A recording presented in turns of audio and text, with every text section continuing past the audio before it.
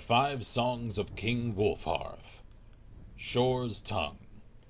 The first song of King Wulfharth is ancient, circa First Era 500. After the defeat of the Alessian army at the Glenumbria Moors, where King Hoag Merkiller was slain, Wulfharth of Atmora was elected by the Pact of Chieftains. His Thu'um was so powerful that he could not verbally swear into the office, and scribes were used to draw up his oaths. Immediately thereafter, the scribes wrote down the first new law of his reign, a fiery reinstatement of the traditional Nordic pantheon. The edicts were outlawed, their priests put to the stake, and their halls set ablaze. The shadow of King Borges had ended for a span. For his zealotry, King Wulfharth was called Shore's Tongue, and Ysmir, Dragon of the North. Kain's Son. The second song of King Wulfharth glorifies his deeds in the eyes of the old gods. He fights the eastern orcs and shouts their chief into hell. He rebuilds the 418th step of High Hrothgar, which had been damaged by a dragon. When he swallowed a thundercloud to keep his army from catching cold, the Nords called him the Breath of Kain. Old Knocker. The third song of King Wulfharth tells of his death. Orki, an enemy god, had always tried to ruin the Nords, even in Atmora, where he stole their years away. Seeing the strength of King Wulfharth, Orki summoned the ghost of Alduin Time Eater again. Nearly every Nord was eaten down to 6 years old. Boy Wulfharth pleaded to Shore, the dead chieftain of the gods, to help his people.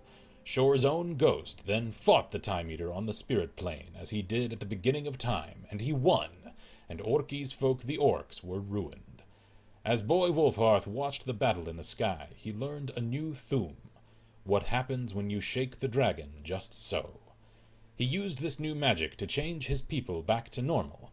In his haste to save so many, though, he shook too many years out on himself. He grew older than the Greybeards and died.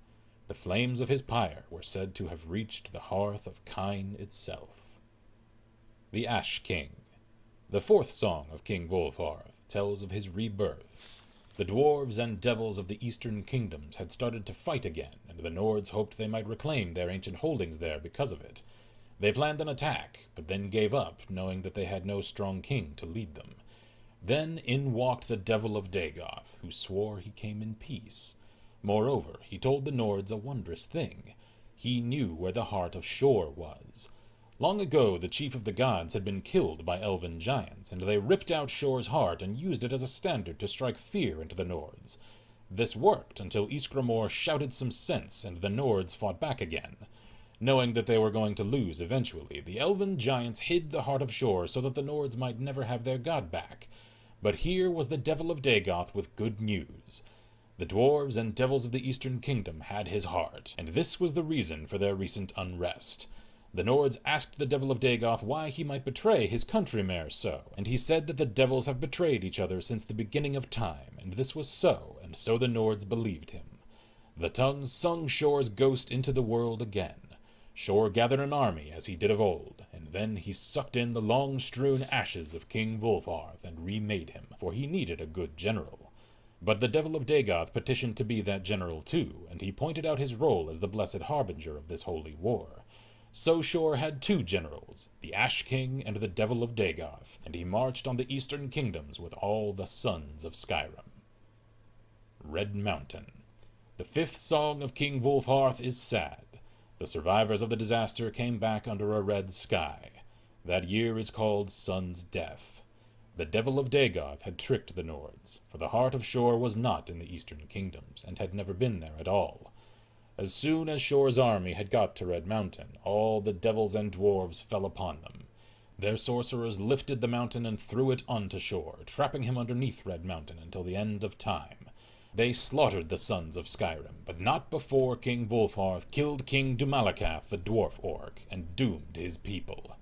Then Vek the devil blasted the Ash King into hell, and it was over. Later, Kain lifted the ashes of Ysmir into the sky, saving him from hell and showing her sons the color of blood when it is brought by betrayal, and the Nords will never trust another devil again.